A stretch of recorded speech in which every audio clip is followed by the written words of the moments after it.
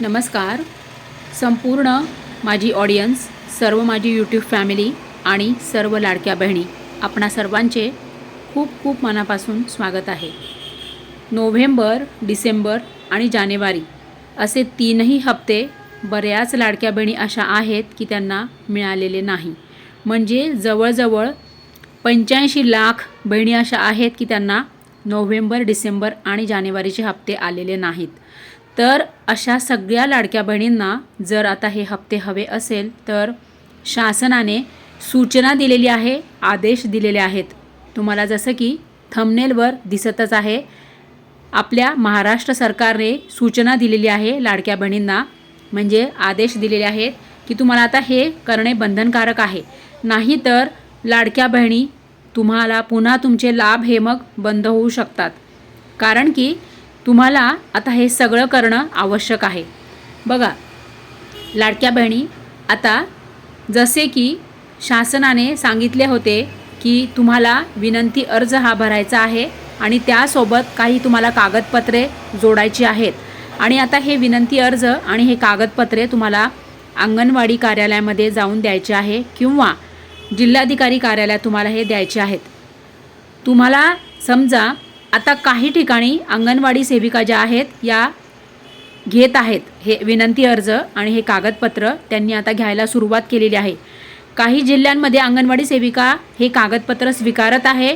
हा विनंती अर्ज कशासाठी, हा तुम्हाला विनंती अर्ज सांगितलं होतं भरायला की तुम्हाला जे हप्ते मिळालेले नाही आहेत आणि तुमचे जे ई-केवायसी चुकलेली आहे किंवा तुमची ई-केवायसी राहिलेली आहेत, अशा लाडक्या बहिणींना हा विनंती अर्ज भरायचा आहे आणि त्यासोबत कागदपत्र जोडायचे आहेत. तर तुम्ही भरपूर लाडक्या बहिणींनी काय कमेंट्स केलं की अंगणवाडी सेविका या घेत नाही आहे.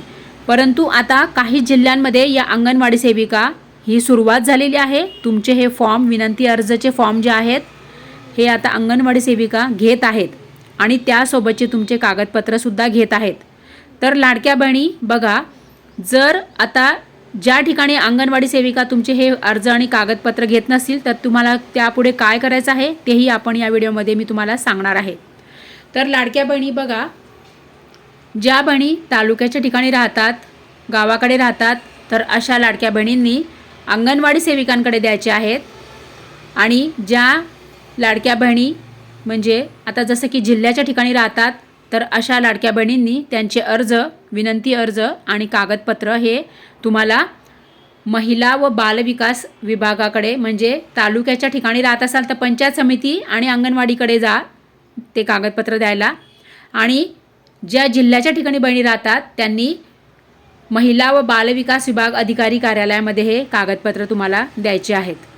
तर बघा लाडक्या बहिणी, ज्या ठिकाणी तुमचे कागदपत्र अंगणवाडी सेविका घेणार नाही, तुमची अर्ज घेणार नाहीत, तर अशा लाडक्या बहिणींनी तुम्हाला बघा थोडंसं तुम्हाला आता त्रास होणार आहे, परंतु तुम्हाला जिल्ह्याच्या ठिकाणी जावं लागेल, वेळ काढावा लागेल. कारण की कसं बघा, तुम्ही जर हे वेळ काढलं, तुम्ही जिल्ह्याच्या ठिकाणी जर गेलात आणि तुमचे हे विनंती अर्ज आणि कागदपत्र तुम्ही जिल्ह्याच्या ठिकाणी जाऊन महिला व बालविकास विभागाकडे जर तुम्ही दिले, हे अधिकारी कार्यालयात जर तुम्ही तुमचे अर्ज, विनंती अर्ज आणि कागदपत्र दिलेत, तर तुमचे तिथे कागदपत्र स्वीकारले जातील, अर्ज स्वीकारला जाईल. आणखीन तुम्हाला तुमच्या जर काही अडचणी असतील, समस्या असतील, त्याही तुम्ही तिथे विचारणा करा.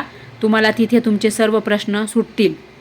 बघा लाडक्या बहिणी, तुम्हाला जर हप्ते हवे असेल, तुम्हाला जर पैसे हवे असतील तर तुम्हाला थोडे कष्ट करावे लागेल, तुम्हाला थोडासा त्रास सहन करावा लागेल.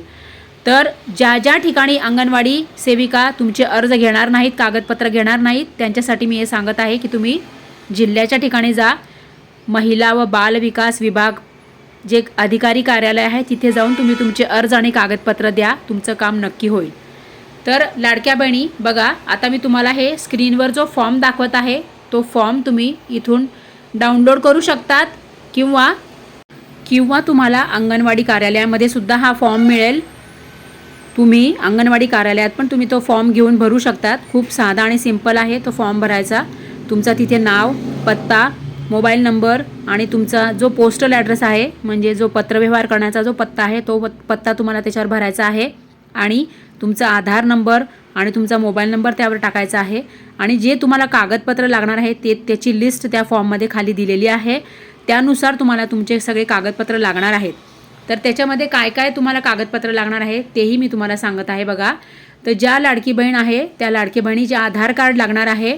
नंतर तुमच्या वडिलांचे आधार कार्ड लागणार किंवा पतीचे आधार कार्ड लागणार आहे आणि तुमचे जन्म दाखला किंवा शाळा सोडल्याचा दाखला हे तुम्हाला लागणार आहे.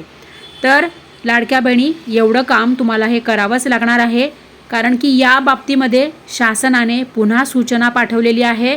सरकारने हे पुन्हा कालच ही सूचना पुन्हा नव्याने पाठवलेली आहे की लाडक्या बहिणी तुम्ही हे ऑफलाईन पद्धतीने तुम्ही ही KYC पूर्ण करा. बघा ही सूचना तुम्हाला स्क्रीनवर दिसत आहे बघा.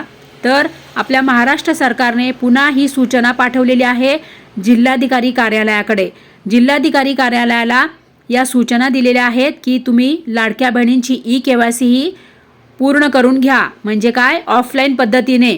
म्हणजे जसं की तुम्हाला आता हे अर्ज भरायचा आहे, त्यासोबत कागदपत्र जोडायची आहेत आणि तुम्हाला हे अंगणवाडी कार्यालयामध्ये जर घेत असतील अंगणवाडी महिला तर तिथे जाऊन द्या किंवा तुम्ही जिल्ह्याच्या ठिकाणी जाऊन तुम्ही तिथे तुमचा अर्ज द्या, तुमचे कागदपत्र द्या आणि त्यासोबत तुम्ही आणखी एक अर्ज लिहा आणि तो अर्ज पण जोडा.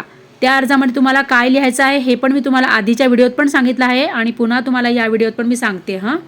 बघा त्या अर्जामध्ये तुम्हाला लिहायचं आहे तुमचं जे काही असेल. जर तुमचं KYC चुकली असेल तुम्ही लिहा KYC आमची चुकली, आणि तुमचं जर काही पर्याय चुकीचा निवडला गेला असेल तर ते लिहा किंवा तुमच्याकडे कागदपत्र जे तुमच्याकडे नाही आहेत तो तुम्ही मजकूर लिहा. जसं तुमचं ज्या पद्धतीने तुम्हाला अडचणी आहेत त्या पद्धतीने तुम्ही त्या अर्जामध्ये लिहा.